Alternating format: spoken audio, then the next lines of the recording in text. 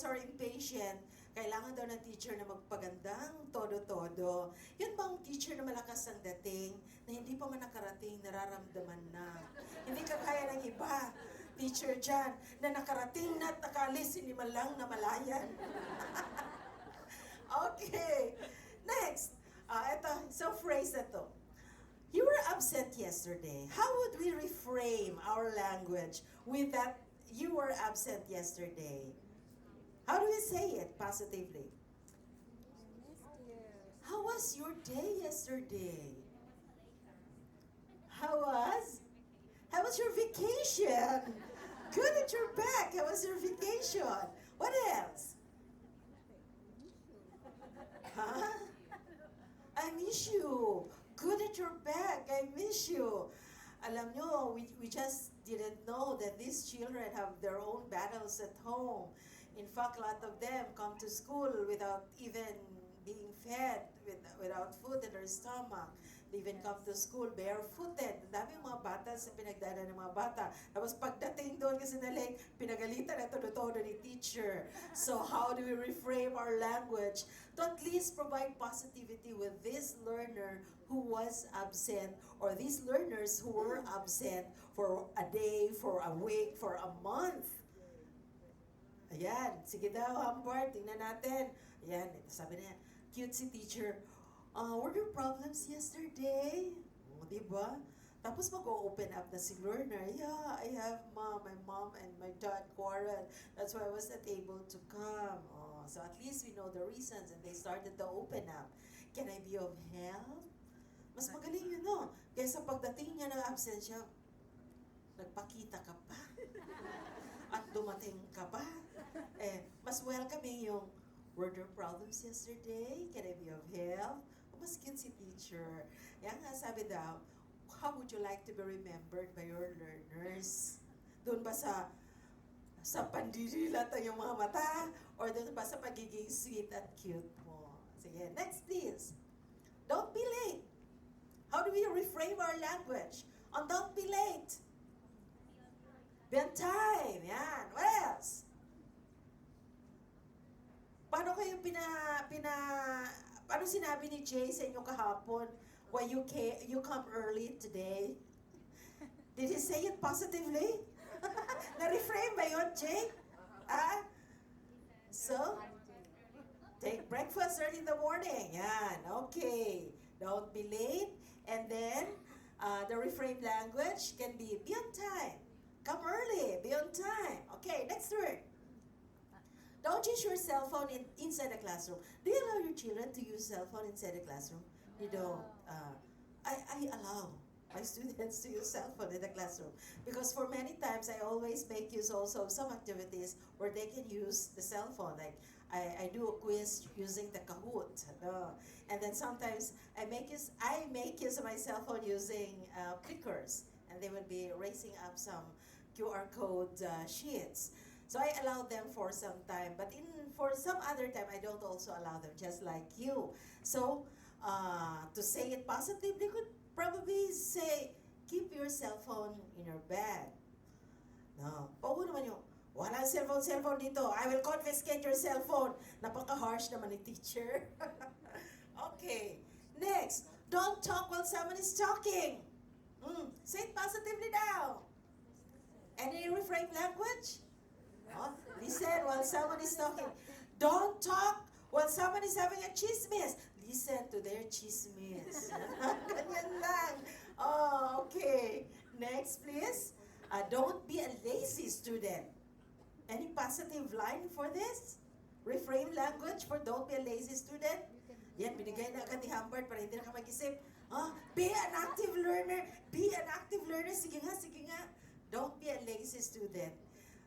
Is very much negative and very frustrating, especially if the learner is the one being told you're so lazy. But if you will just tell him, why not be an active learner, and that could sound positive. Okay, don't turn in your homework late. Maraming mga learners natin are always turning their homework late. But how could we reframe our language to have them submit or prepare or do their homework on time? How would you say it? Ha? Yan. Do your homework on time. Meron pa ba? Yan. Actually, some sessions more about reframing the positive language or coming up with a positive atmosphere in the classroom can be accessed through American English live webinars. And I'm promoting this because each American English webinar series has 6 sessions. And every session has different topics. And for every topic that you've gone through, you will be answering a quiz, and then you will be given an electronic badge, which you can contain in your electronic portfolio that you can make use when you would like to apply for a job somewhere else, Canada or in US, because that can be contained there. And then, if you can take 4 out of the 6 sessions in the series, you can be granted with a certificate, an e-certificate from the Office of the English Language Programs of the U.S. Embassy. So in fact, there is one more that will be aired this coming July 10. It's about motivating students to perform in the class. And it will be at about, ahead tayo dito by 1 hour or late by 1 hour. So it will be 9 o'clock in the evening your time, while it's 8 o'clock in the evening my time in the Philippines. And you can also participate in that webinar series via Facebook. So all you need to do is just click on or add American English for Educators, and then get notifications from that Facebook page so that when there is a live American English webinar, you too can participate, and then you too can be a viewing host with some of the teachers in your school or even with your learners in your school, and then you will be earning electronic badge and electronic certificates all together after you finish the 6 sessions of the American Live webinar series. So, by the way, are you feeling more positive now? Yes. Oh, sige. This time, let's be truly positive. Think of a word that starts with letter A, a positive word that starts with letter A, and tell it to your seatmate now.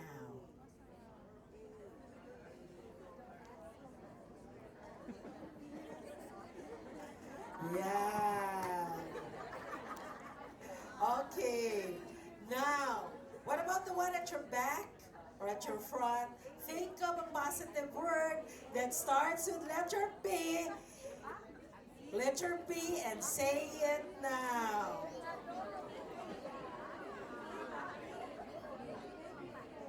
B. B. Huwag yung bobo, ha? Baka naman bobo yan. Ah. B. Beautiful. Wonderful. What else? Brave. Yeah. Brilliant. Yeah. And the last, a word that starts with letter C. Positive word that starts with letter C. Cute. What else? Yeah. Char-char. Okay, thank you very much, and hope you have a bright day, beautiful day, and an awesome day the whole day today. Good morning and mabuhay.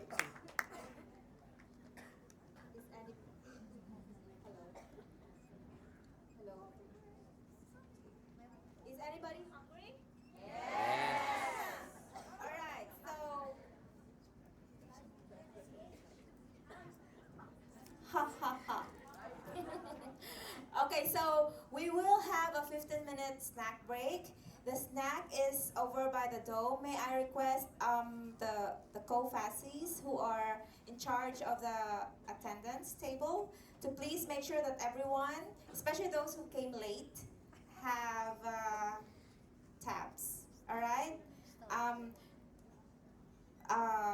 15 minutes, everyone. So we come back here on the dot. Okay? Don't be late.